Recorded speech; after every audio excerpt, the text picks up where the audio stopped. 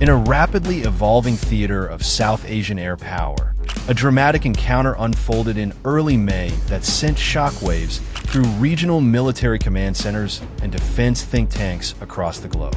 While much of the attention was focused on the loss of high-profile Indian aircraft, the deeper significance of the event lies not in the hardware involved, but in a strategic shift it highlighted: Pakistan's evolution into a system-centric air force capable of orchestrating precision strikes without radar exposure.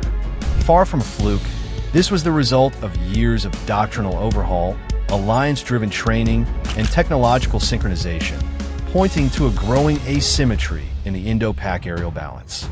Multiple reputable defense media outlets, including the Eurasian Times and Defense News, confirmed through military insiders that the Pakistani Air Force, PAF, brought down 5 Indian aircraft during this unexpected confrontation. Among them was the Rafale, a cornerstone of India's air power modernization drive. Contrary to early speculation suggesting the involvement of U.S.-origin F-16s, reports from Reuters and Jane's Defense Weekly clarified that the Pakistani J-10CE jets, supplied by China, executed the entire engagement without relying on American systems. These Chinese-made J-10CE aircraft operated in conjunction with an integrated support grid comprising airborne early warning and control systems, AWACS, digital battle management tools, and the lethal PL-15E air-to-air missile. The PL-15E, as described by the drive, has a range that surpasses many Western equivalents, including the Meteor missiles on India's Rafales. But more crucial than the weapon specifications was the way it was employed, leveraging networked warfare concepts that minimized radar emissions and maximized kill probability. According to a 2024 interview in Global Times, Chinese strategist and former PLA Air Force Colonel Wang Shenghe emphasized that Pakistan's true advantage wasn't just the missiles or the aircraft. It was the adoption of systems warfare. This philosophy treats combat assets not as independent units, but as interdependent components within a larger digital ecosystem. Pakistan's military doctrine, shaped in tandem with Chinese advisors, has matured to embrace this holistic strategy, reducing the need for individual aircraft to operate autonomously and instead synchronizing them within a broader electronic and command network. In this scenario, Pakistani pilots operated without activating their radars, maintaining electromagnetic silence.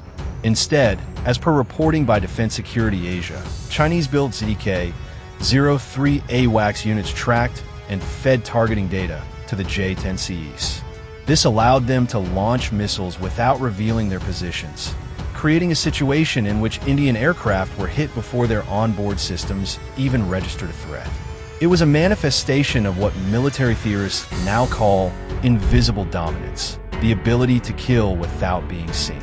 The stark contrast in force architecture between the two nations is worth noting. Pakistan operates a compact but interoperable fleet comprising American and Chinese platforms that are engineered for seamless communication. In contrast, India's Air Force reflects years of fragmented procurement.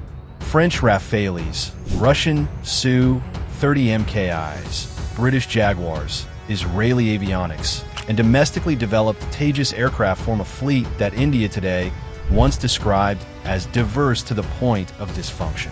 The Comptroller and Auditor General of India highlighted in a 2022 report that a large percentage of frontline Indian fighters still depend on non-integrated communication suites. This incompatibility creates severe limitations in a fast-paced dogfight environment.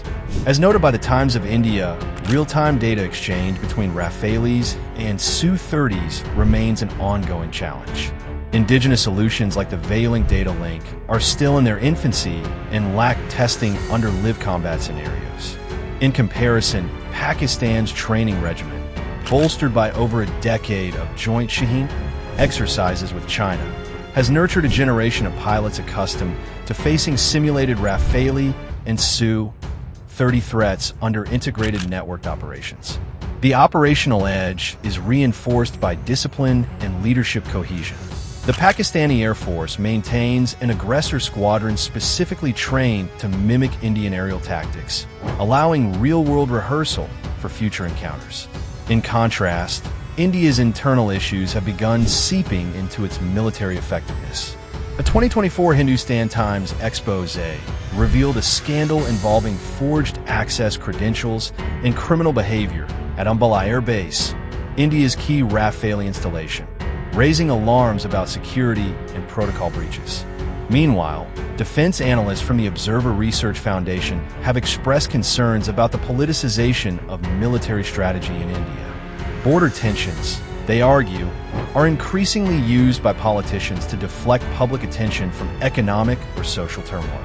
This contrasts with Pakistan's doctrine, which, according to historian Arif Rafiq in a foreign policy column, is shaped by a continuous existential threat narrative and focused on neutralizing that threat through preemptive capability and technological alignment.